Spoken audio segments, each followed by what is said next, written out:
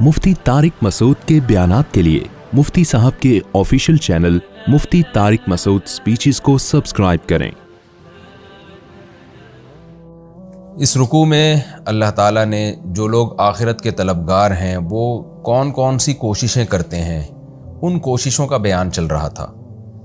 कि उन कोशिशों में सबसे पहले है अल्लाह की इबादत की जाए, अल्लाह के साथ किसी को शरीक न किया जाए। दूसरी कोशिश वालिदैन का एहतराम किया जाए, उनके साथ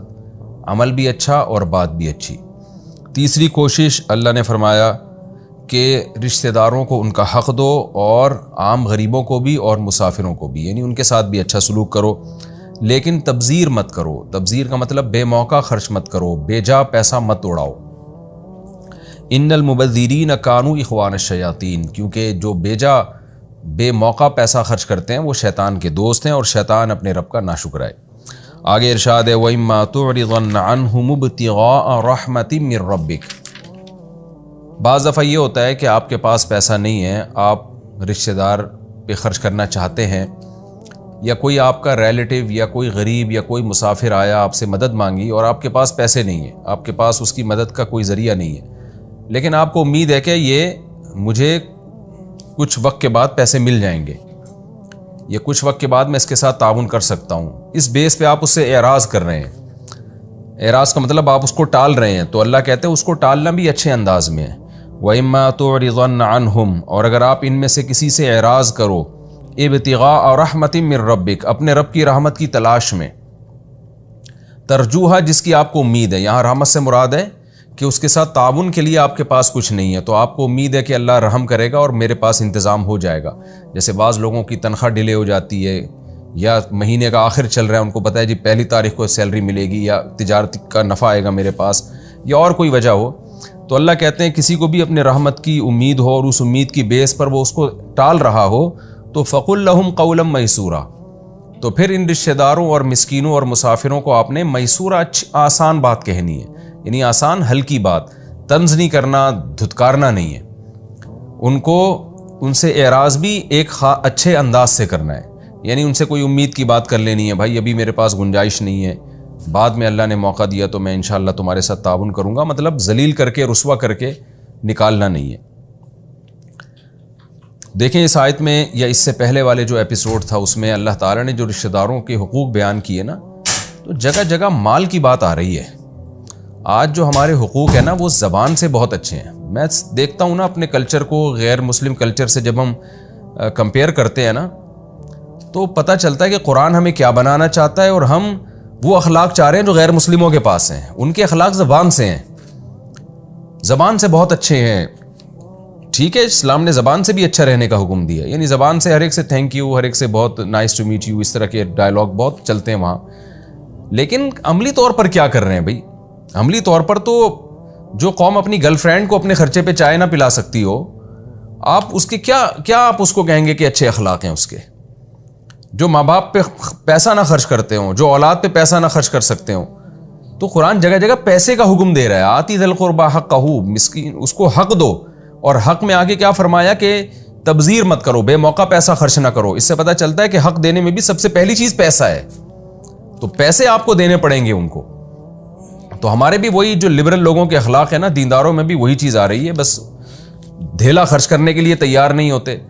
और उन पे जो जिनका अल्लाह ने हक ज़्यादा बताया है, खर्च करेंगे तो इधर उधर बहुत कर देंगे, जिनका अल्लाह ने हक बताया उन पे नहीं खर्च कर रहे होते।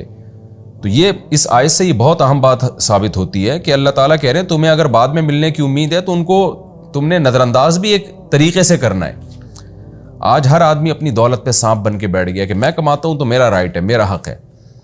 आगे अल्लाह फरमाते हैं वला तजअल यदका मग़लूलतन इला उनुक़िक,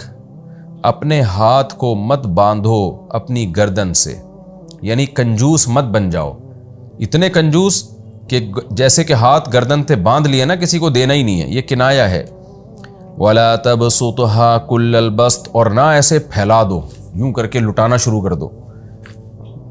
ये इसमें इसराफ की नफ़ी है। पहले वाली आयत में तब्ज़ीर की नफ़ी थी कि बेमौका खर्च मत करो, यहाँ यह है कि इसराफ मत करो। इसराफ का जो तब्ज़ीर और इसराफ जब एक साथ इस्तेमाल होते हैं तो फिर तब्ज़ीर का मतलब बेमौका खर्च करना और इसराफ का मतलब अपनी औकात से ज़्यादा खर्च करना। کہ اتنے فضائل تم نے جب سنے تو پتہ چلا تم نے ایسے اڑانا شروع کر دیا، تو ایسا مت کرو، فتقعدا، ورنہ تم بیٹھ جاؤ گے ملومن، قابل ملامت ہو، کہ لوگ ملامت کریں گے جب اپنے ضروری خرچوں سے بھی رہ جاؤ گے نا، ضروری نان نفقہ بھی نہیں ملے گا تمہیں، تو قابل ملامت بنو گے، محصورات، حسرت والے، افسوس والے، کف افسوس مل رہے ہوگے بیٹھ کے،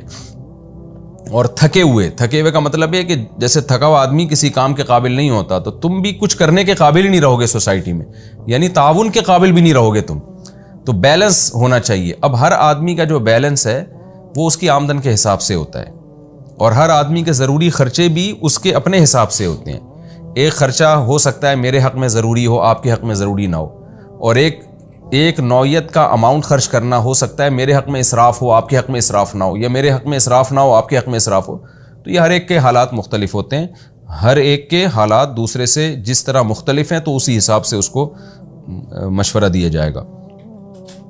آگے اللہ فرماتے ہیں ان ربک یبسط الرزق لمن یشاء ویقدر، تیرا رب جس کے لیے چاہتا ہے رزق بڑھا دیتا ہے اور جس کے لیے چاہتا ہے روک دیتا ہے۔ یہ گویا اشکال کا جواب دیا جا رہا ہے، کیونکہ قرآن نے اتنی زیادہ فضیلت بیان کی خرچ کرنے کی، رشتہ داروں پہ کرو، اگر ابھی نہیں ہے تو بات کا وعدہ کر لو، اور اچھے طریقے سے ان کو اگنور بھی کرنا ہے تو اس کا بھی ایک اچھا طریقہ ہونا چاہیے۔ تو پھر اللہ نے اسراف سے روکا کہ نہ تبذیر کرنی ہے نہ اسراف کرنا ہے۔ بعض غریب ایسے ہوتے ہیں، ان کی حالت ایسی قابل ترس ہوتی ہے کہ انسان کہتا ہے کہ بھائی میرے پاس گنجائش ہو نہ ہو میں اس کو پہ لازمی خرچ کروں، اور اتنا خرچ پہلے زمانے میں بہت ہوتا تھا، اب تو اس کی مثالیں اتنی زیادہ نہیں ملتی، لیکن عرب میں ویسے ہی بہت سخاوت تھی، تو اس میں بعض دفعہ یہ ہوتا تھا اتنا دے دیا کرتے تھے کہ خود پھر بھیک مانگنے پر آ جاتے۔ تو اللہ کہتے ہیں کہ دیکھو یہ جو غریب ہے نا جس پر میں تمہیں خرچ کرنے کا حکم دے رہا ہوں، تو یہ غربت بھی اللہ نے اس کو دی ہے، لہذا اس کی غربت دور کرنے میں اعتدال سے تجاوز مت کرو، اتنا مت کرو کہ خود غریب بن جاؤ اور خود بھیک مانگنا شروع کر دو۔ تو سب سے پہلے اپنا اتنا دفاع کرنا ہے کہ لوگوں کے سامنے ہاتھ نہ پھیلانا پڑے تمہیں۔ تو ایسے موقع پہ جب تمہارے دل میں وسوسہ آئے گا اور شیطان تمہیں کہے گا کہ سب کچھ اس پہ لٹا دو،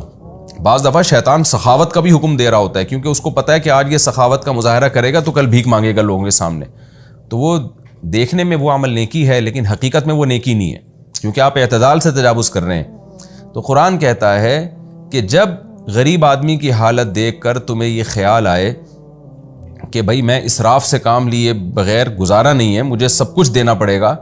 تو ایسے موقع پہ اللہ کہتے ہیں کہ یہ مت کیا کرو، بلکہ یہ سوچ لیا کرو کہ یہ تو رب کی دین ہے، کسی کو زیادہ دیا کسی کو کم دیا، دنیا کا نظام ایسے ہی چلے گا۔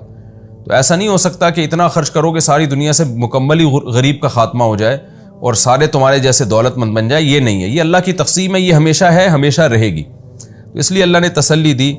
کہ اسراف سے بچنے کے لیے تسلی کا جملہ ان ربک یبسط الرزق لمن یشاء، کہ تیرا رب جس کے لیے چاہتا ہے روزی بڑھا دیتا ہے اور جس کے لیے چاہتا ہے تنگ کر دیتا ہے۔ تو اس لیے اس میں جتنا حکم دیا جا رہا ہے ان احکام کی رعایت کرتے ہوئے خرچ کرو، اس میں حد سے تجاوز مت کرو۔ اصل میں یہ آیتیں آج کے دور میں سمجھنا بہت مشکل ہیں، کیونکہ آج تو جتنا خرچ کرنا چاہیے اتنا نہیں کر رہے ہوتے، آج تو طبیعتوں میں بخل بہت ہے، لیکن اس زمانے میں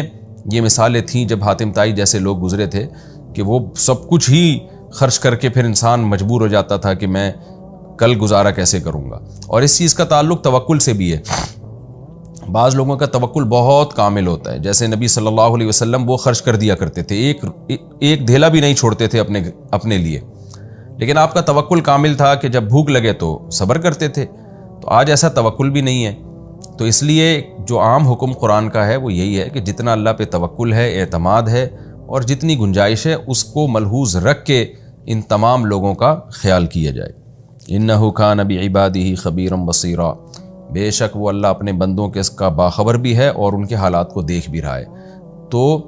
وہ اپنے بندوں کو کسی کے رزق میں اضافہ کرتا ہے، کسی میں کمی کرتا ہے، تو یہ دپل میں یا اتفاق سے نہیں ہو رہا، بلکہ اس میں یہ حکمت پر مبنی ایک نظام ہے، وہ باخبر ہے، بصیر بھی ہے، تو دیکھ کے سمجھ کے سب کچھ کر رہا ہے،